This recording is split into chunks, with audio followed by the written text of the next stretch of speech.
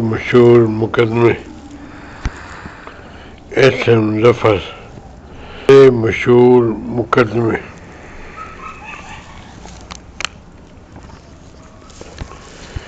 یہ ان کا پہلا کیس ہے۔ مادام نور جہان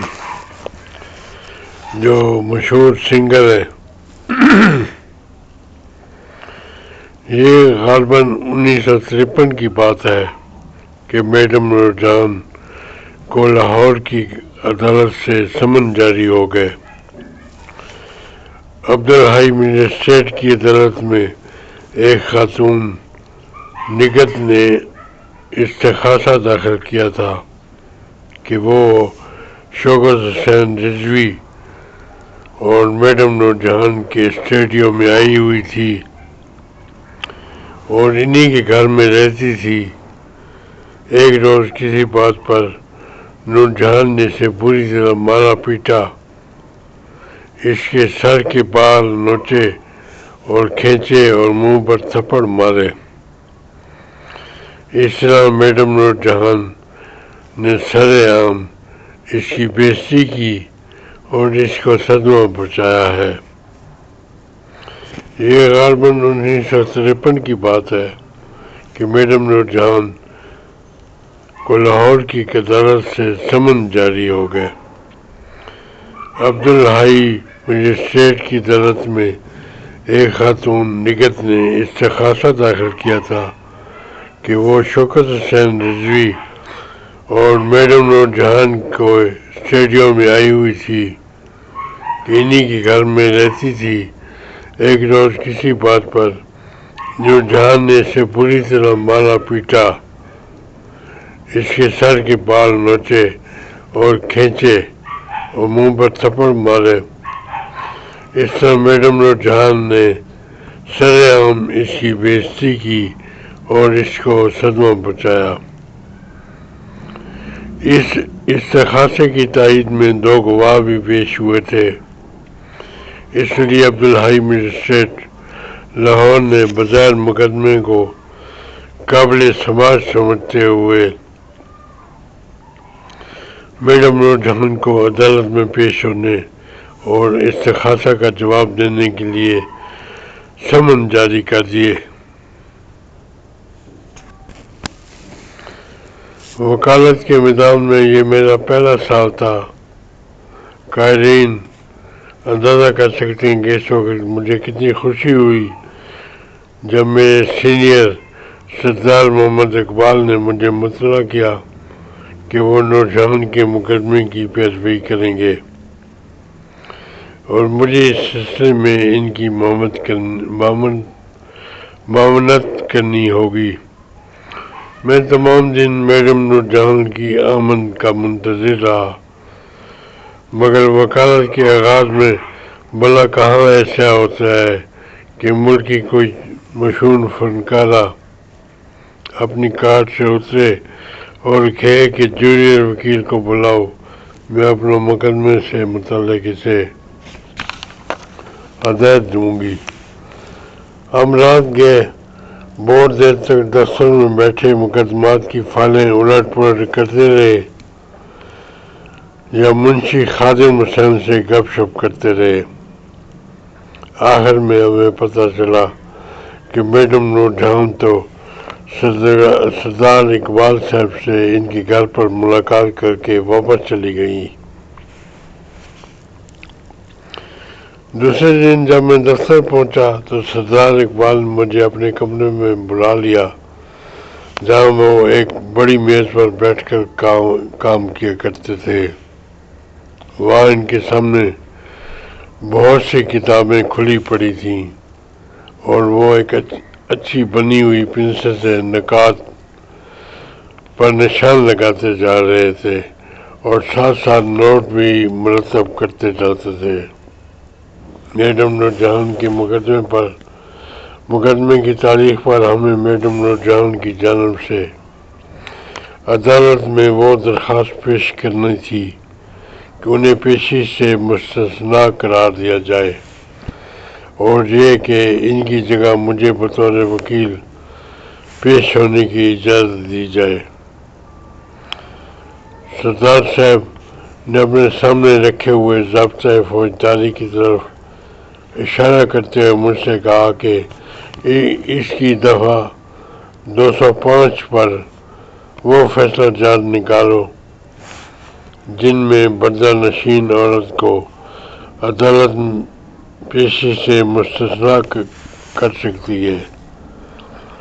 باوجود اس کے کہ میں بہت جونیئر تھا، مجھے یہ عجیب لگا کہ اس نور جہان کو، جسے ہم نے جگنو اور دوسری بہت سی فلموں میں اداکاری کرتے دیکھا ہے، ایک پردہ نشین عورت متصور کیا جائے۔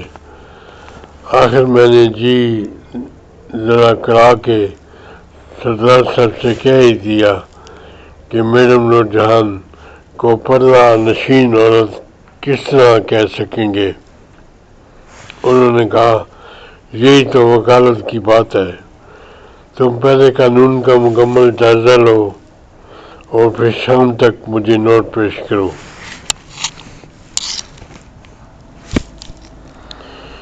پہلی بار جب ضابطۂ فوجداری کی یہ دفعہ ہماری نظر سے گزری، جس میں کہا گیا ہے کہ اگر مجسٹریٹ کے علم میں ایسی وجوہات لائی جائیں جن کے پاس کسی ملزم کو عدالت میں پیش ہونا غیر ممکن ہو، تو مجسٹریٹ ان میں سے کسی بھی وجہ اور سبب کی بنیاد پر ملزم کو عدالت میں حاضری سے مستثنیٰ کر سکتا ہے۔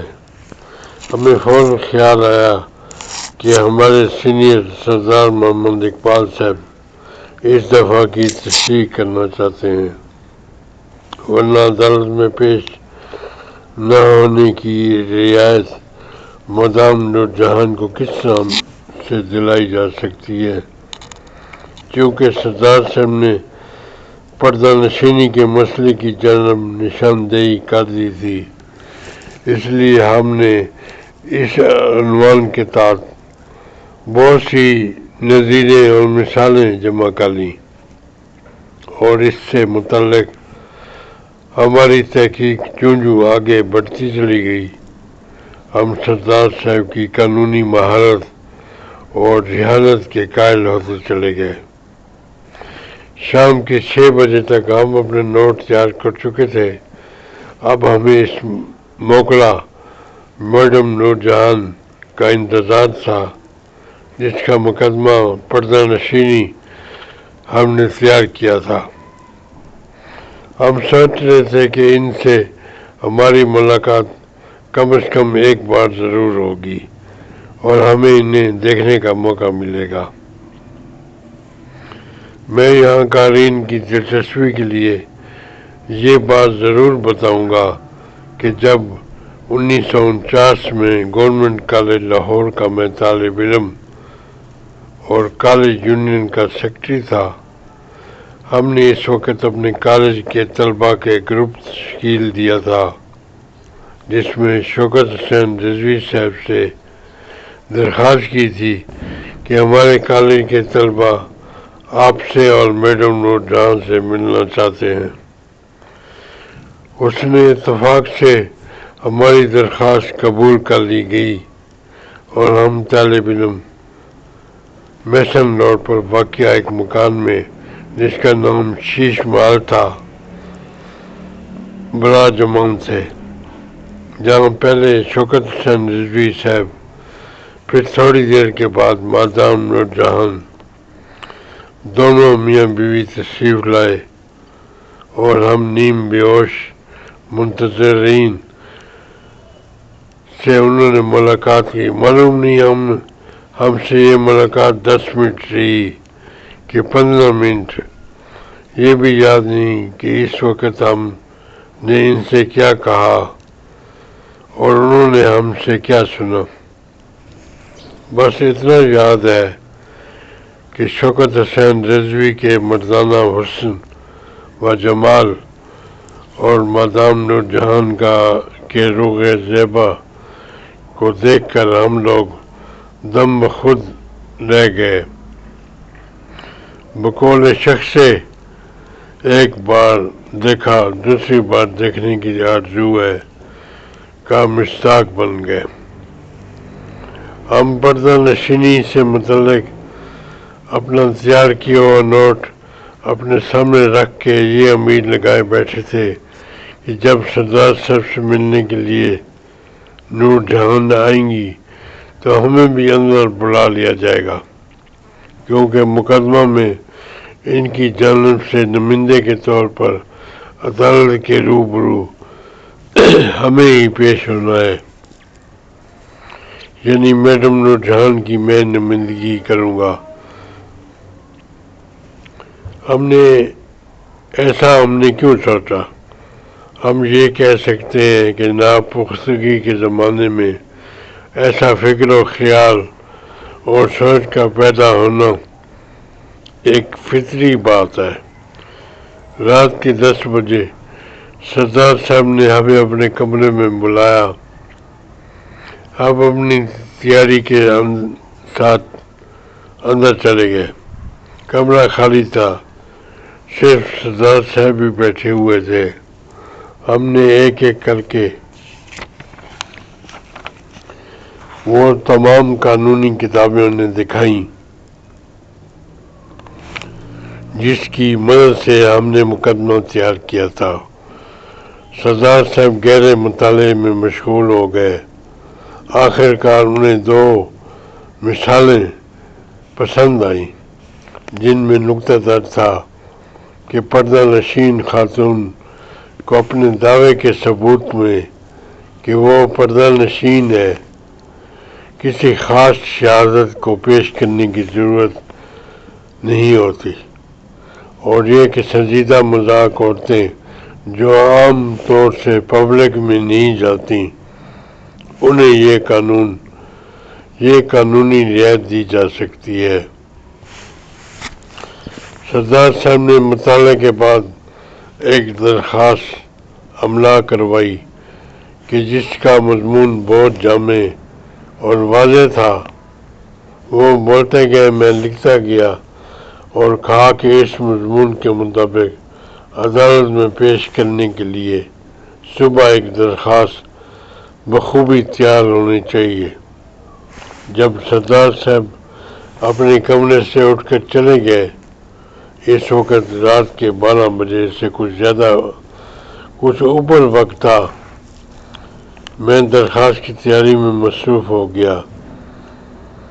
صبح ان کی مراد 7 بجے سے پہلے کا وقت تھا، لہذا یہ درخواست جسے بھی مجھ سے بن پڑا سردار صاحب کے دفتر آنے سے پہلے تیار موجود تھی۔ درخواست کا مضمون یہ تھا کہ میرے خلاف مقدمہ جھوٹا اور سازش ہے، مجھے محض عدالتوں میں گھسیٹنے کے لیے یہ استغاثہ دائر کیا گیا ہے۔ میں فلم انڈسٹری سے وابستہ ہونے کے باوجود عام پبلک میں آنے سے گریز کرتی ہوں۔ پردہ سکرین پر آنے کا یہ مطلب ہرگز نہیں کہ میں پبلک کی حد تک پردہ نشین عورت نہیں۔ ان حالات کے پیش نظر عدالت میں مجھے حاضر ہونے سے مستثنیٰ قرار دیا جائے اور میرے وکیل سردار محمد اقبال اور سید محمد ظفر SM ظفر کو میری جگہ پیش ہونے کے اختیارات دیے جائیں۔ یہ درخواست مقدمے کی پہلی تاریخ سے 1 روز پیشتر داخل کر دی گئی۔ چنانچہ جس روز نور جہان کو عدالت میں حاضر ہونا تھا، اس روز مذکورہ بالا درخواست بھی باقاعدہ نوٹس ہو کر سماعت کے لیے عدالت میں لگی ہوئی تھی۔ سردار صاحب کے دفتر میں ہمیشہ یہ روایت رہی ہے کہ مقدمے سے متعلق ضابطے اور قاعدے کی تمام کارروائیاں مکمل ہو جانی چاہیے تاکہ جس روز مقدمہ زیر سماعت ہو اس روز تمام گفتگو اصل بات پر ہی ہو سکے اور عدالت کا قیمتی وقت فروئی درخواستوں یا ان پر نوٹس دینے والے میں صرف نہ ہو۔ سردار صاحب کی کامیاب وکالت کا ایک سبب یہ بھی ہے کہ وہ ضابطے کی پابندی اور اس کا احترام ہمیشہ نگاہوں کے سامنے رکھتے۔ سردار صاحب کی اسی اعلیٰ روایات میں بھی وکالت میں ہمیشہ تقلید کی ہے۔ ڈسٹرکٹ کورٹ میں لوگوں کا بہت ہجوم تھا، وہ عدالت کے اندر بیر پھیلے ہوئے تھے اور نور جہان کو ایک نظر دیکھنے کے لیے آئے تھے۔ ہم سردار صاحب کے وہاں پہنچنے سے پہلے اپنی سائیکل پر سوار ہو کر جا پہنچے۔ اپنی سائیکل کچہری کے سائیکل اسٹینڈ پر رکھی اور عوام کی بھیڑ کو چیرتے ہوئے عدالت کے کٹہرے میں قریب جا کر کھڑے ہو گئے۔ اب عدالت کو بھی، عوام کو بھی اور ہمیں بھی سردار صاحب کا انتظار تھا۔ تھوڑی دیر میں سردار صاحب میں اپنے منشی خادم حسین کے تشریف لے آئے اور اس کے لیے عدالت تک پہنچنے کا خود بخود راستہ بن گیا۔ سردار صاحب نے عدالت کو بتایا کہ نور جہان اس گاڑی میں سوار ہو کر ان کے ہمراہ آئی ہوئی ہیں، چنانچہ یہاں عوام کا بیعت ہجوم ہے، اس لیے انہیں عدالت تک پہنچنے میں دقت پیش آ رہی ہے۔ اس پر عدالت نے حکم دیا کہ نور جہان کو جج صاحب کے ریٹائرنگ روم کے اندر لے کر چلے آئے۔ نور جہان برقع اوڑھے ہوئے کار سے اتری اور جج صاحب نے ریٹائرنگ کمرے سے ہوتے ہوئے عدالت میں حاضر ہو گئی۔ اس سے مجھے اور عوام کو سخت مایوسی ہوئی اور دل میں خیال آیا کہ سردار صاحب نے میڈم نور جہان کو خوب پردہ نشین عورت بنا کر پیش کیا کہ ہم ان کے درشن بھی نہ کر سکے۔ سردار صاحب نے بحث کا آغاز کیا، مگر لوگوں کے شور و غل سے عدالتی کارروائی میں خلل پیدا ہو رہا تھا۔ اس پر عدالت نے 8 سے زیادہ لوگوں کو کمرے عدالت سے باہر بھجوا دیا۔ ذرا سکون ہوا تو سردار صاحب ضابطۂ فوجداری کی دفعہ 205 پڑھتے ہوئے بحث کو اس نقطے پر لے آئے کہ یہ مجسٹریٹ کی ثوابدید پر منحصر ہے کہ وہ مقدمے کے حالات اور گرد و پیش کی ماحول، ملزم کی سوسائٹی میں حیثیت اور مقدمے میں طوالت کے مد نظر رکھتے ہوئے یہ فیصلہ کرے کہ آیا ملزم کا عدالت میں پیش ہونا ضروری ہوگا کہ نہیں۔ سردار صاحب نے ہماری تحقیق کے نکالے ہوئے قانون کے نکات سے بھی استفادہ کیا اور پردہ نشین کے مسئلے پر نہایت خوبصورت سے بات کی اور ثابت کیا کہ کوئی خاتون مکمل طور پر پردہ نشین نہیں ہوتی، بلکہ ہر خاتون ایک حد اور دائرے تک پردہ نشین ہوتی ہے۔ کئی مقامات ایسے آتے ہیں جہاں پردہ نہیں ہوتا، مثلاً خاندان کے افراد، اور کہیں تمام برادری کے افراد سے پردہ نہیں کیا جاتا۔ اس طرح نور جہان اگرچہ اسٹیڈیم میں آتی جاتی ہیں، لیکن وہ ایک لحاظ سے ان کی برادری ہے اور وہ وہاں کے لوگ ان کی خاوند کے دوست یا احباب ہیں۔ جہاں تک عوام کے تعلق ہے، اگر وہ عام پبلک میں آ جاتی تو کیا انہیں دیکھنے کے لیے آج اتنی دنیا امڈ آتی؟ عبدالحی صاحب مجسٹریٹ بھی فیصلہ لکھنے میں ماہر تھے۔ انہوں نے اسی وقت ایک مختصر حکم ٹائپ کرا دیا جس کا متن یہ تھا: درخواست میں مندرجات کے پیش نظر اور مقدمے کی نوعیت کے سامنے رکھتے ہوئے یہ مناسب سمجھتا ہوں کہ نور جہان کو اس مقدمے میں اپنے وکیل کے ذریعے پیش ہونے کی اجازت دی جائے۔ جب یہ سوال پیدا ہوا کہ اس مقدمے کی کون پیروی کرے، کون پیش ہو، تو سردار صاحب نے صرف میرا نام لکھوایا۔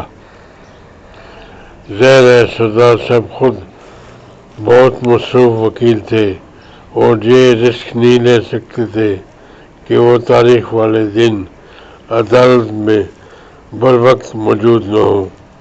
چلیے ہم نور جہان کے نمائندے بنے، مگر ابھی تک نہ تو ہماری ان سے ملاقات ہوئی اور نہ کوئی واقفیت ہی تھی، اور نہ انہیں یہ احساس ہو سکتا تھا کہ ہم ان کے لیے صبح سے شام تک عدالت میں کھڑے رہا کریں گے۔ فیصلہ سنانے کے بعد عبدالحی صاحب مجسٹریٹ، سردار محمد اقبال صاحب اور نور جہان ریٹائرمنٹ روم میں چلے گئے۔